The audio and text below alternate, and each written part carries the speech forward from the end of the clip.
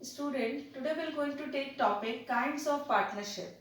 As you already know, we have started with chapter number 2, forms of business organization. Two business organizations we have already completed with. First one was sole proprietorship. Second one was Hindu undivided family. We are on third kind of business organization, that is partnership, and today we are going to complete the kinds or types of partnership.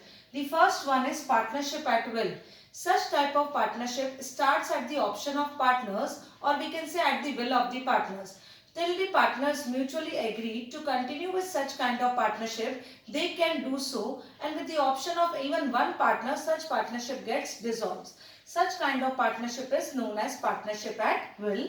Coming to the second one, partnership by time. Such kind of partnership is meant for a specific duration, say for 3 years or 5 years. As soon as that particular time period gets over, partnership automatically gets dissolved.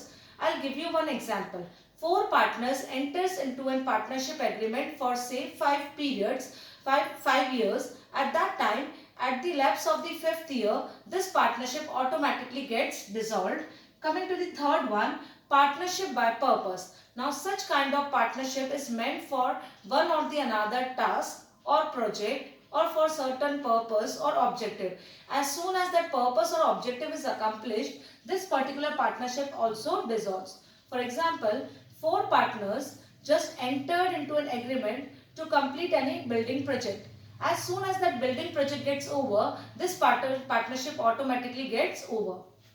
Coming to the fourth one, that is general partnership. Now such kind of partnership carries all the general characteristics of partnership, in which partners have unlimited liability, they have a relationship of mutual agency, they all actively participate in the business, they all having the rights to manage and control the business, and registration of such partnership is optional in case of partnership as per Indian Partnership Act 1932. Coming to the last one, which is a new concept, that is limited liability partnership, which is also known as LLP. Now, in this kind of partnership, at least one partner must have unlimited liability. All others can have a limited liability.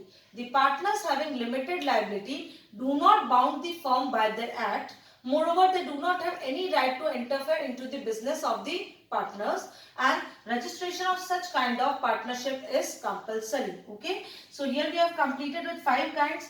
The partnership which starts at the option of partners and ends with the option of partners, partnership at will.